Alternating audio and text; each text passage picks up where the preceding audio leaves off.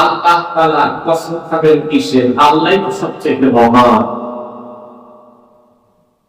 এই জন্য আল্লাহ রাব্বুল আলামিন মানুষের জন্য সবচেয়ে দামি জিনিস যেই, সবচেয়ে দামি যেটা, সেই জিনিসের প্রথম আল্লাহ খান সময়ের কথা দিয়েছেন। ওয়ালা ইন্নাল ইনসানা লাফি খুসর, সময়ের চেয়ে দামি আর কোনো কিছুই নাই। তবে মনে রাখবেন, কথা যদিও সত্য, সময়ের চেয়ে দামি আর কিছুই নাই, তবে সবার সময় কিন্তু দাম নাই। সবার সময়ের দাম নাই, সবার সময় দামি নয়, আবার সবার সময় সমান দামি নয়। একজন সারাদিনে ৮ ঘন্টা ডিউটি করে, বেতন পায় ১ কোটি টাকা। ৮ ঘন্টা ডিউটি করে, তার বেতন ১ কোটি টাকা। আর একজন ১২ ঘন্টা ডিউটি করে, ১২ ঘন্টা, আরো বেশি ১৪ ঘন্টা ডিউটি করে, বেতন পায় মনে করেন ৮,০০০ বা ১০,০০০। কি বলে, এই দুইজনের সময়ের দাম কি সমান? এমন ব্যক্তি আছে, তার থেকে আপনি ১ ঘন্টা সময় দিবেন, এই ১ ঘন্টা সময় নেওয়ার জন্য আপনি ১ বছর ধরে তার পেছনে ঘুরছেন, লক্ষ লক্ষ টাকা ব্যয় করে, এরপরে তার থেকে ১ ঘন্টা সময় আপনি পেয়েছেন। তার ১ ঘন্টা সময়ের কত দাম? আর একজন আপনার দোকানের সামনে বসে সারাদিন পেশাল করে, সারাদিন আপনি অফিস চাই না কেন, সে সারাদিন তাই কথা। এই লোকটার সময় আর ওই লোকটার সময়, উভয়ের সময়ের দাম সমান নয়। ঠিক তেমনি সময় দামি, তবে সবার সময় দামি নয়, আবার সবার সময় সমান দামি নয়। কোন ব্যক্তি যদি তার জীবনের সময় দ্বারা আখিরাত কামাই করতে পারে, তার জীবনের সময় হলো দামি। যদি তার জীবনের সময় দ্বারা আখিরাত কামাই না করে, সারা দুনিয়াও যদি সে কামাই করে ফেলে, তার এই জীবনের সময়ের ১ বিন্দু কোনো দাম নাই। আপনার সময় দ্বারা যদি আপনি আখিরাত কামাই করতে পারেন, তাহলে আপনার সময়ের দাম আছে। কেমন দাম?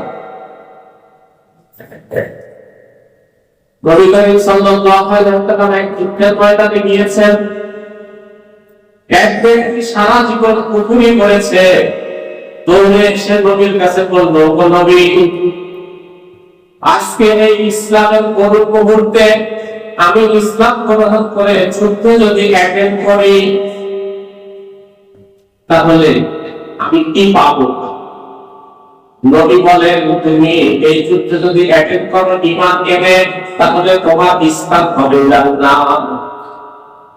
হাদিসের মধ্যে আসছে, এই লোকটা এক ওয়াক্তের নামাজও পড়ে নাই, জীবনে একটা রোজাও রাখে নাই, ঈমান আনছে, যুদ্ধে অ্যাটেন্ড করছে, শহীদ হয়ে গেছে, বেহেশতে পৌঁছে গেছে। কেমন বেহেশত? মানুষ কালেমা পড়ে ঈমান আনতে কতটুকু সময় লাগে? কালেমা পড়ে ঈমান আনতে কতটুকু সময় লাগে? এতটুকু সময়ের জন্য সে পুরস্কার হিসাবে কমপক্ষে 10 ঘন্টা সময় পেতে পাবে। ঈমান আনতে যতটুকু সময় লাগছে, এতটুকু সময় কতটুকু দাম হয়েছে? 10 দুনিয়ার সমান একটা বেহেশত পেয়ে গেছে। তাই বলেছিলাম, সময়ের অনেক দাম। যদি এই সময় দ্বারা সে আখিরাত কামাই করে, ঈমান আনে, নেক আমল করে, একবার ডিউটি করে একদম সর্বোচ্চ ১ কোটি টাকা বেতন পায়, আপনি শুনে আশ্চর্য হয়ে গেলেন, মানে এই লোকজন সময় রেখে না, ৮ ঘন্টা ডিউটি করে প্রতিদিন, মাসে বেতন পায় ১ কোটি।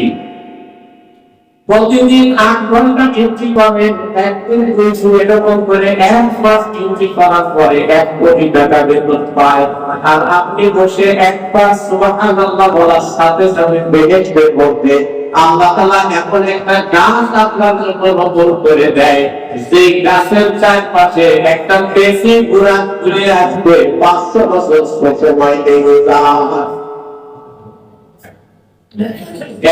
একবার সুবহানাল্লাহ বলতে কতটুকু বেশি লাগে, কতটুকু সময় ব্যয় করে, আর তার মূল্য কত হইল? মাত্র 1 কোটি। এইভাবে আমার কত মুহূর্ত সময় চলে যাচ্ছে, ওই সময়টা যদি আখিরাতের কাজে ব্যয় করি, সময়ের দাম আছে।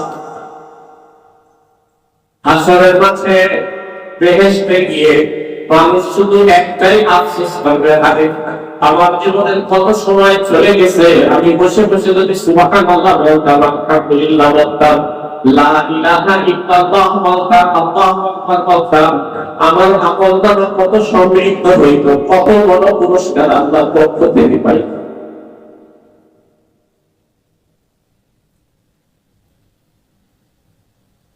আল্লাহ পাক রব্বুল আলামিন এই জন্য সময়ের কসমকে বললেন, ওয়াল আসরি ইন্নাল ইনসানা লাফি খুসর। সময়ের কসমকে বলি বান্দা, সবচেয়ে দামি জিনিসের কসমকে বলি, ইন্নাল ইনসানা লাফি খুসর। দুনিয়ার সমস্ত মানুষ ক্ষতিগ্রস্ত, তার জীবনকে ধ্বংস করে দিচ্ছে। ইল্লাল্লাযিনা আমানু ওয়া আমিলুস সালিহাতি ওয়া তাওয়াসাউ বিল হাক্কি ওয়া তাওয়াসাউ বিস সাবর। তবে মাত্র 4টা গুণ যার মধ্যে আছে, এই একমাত্র সফল এবং সার্থক। এই মেসেজটা আল্লাহ পাকের পক্ষ থেকে দেওয়া। যে 4টা গুণ তার মধ্যে থাকবে, সে সফল এবং সার্থক। এটা কোন ব্যক্তির গবেষণালব্ধ তথ্য নয়, কোন পত্র পত্রিকার ছাপানো খবর নয়, কোন পীর ভাষায় হুজুরের বাণী নয়।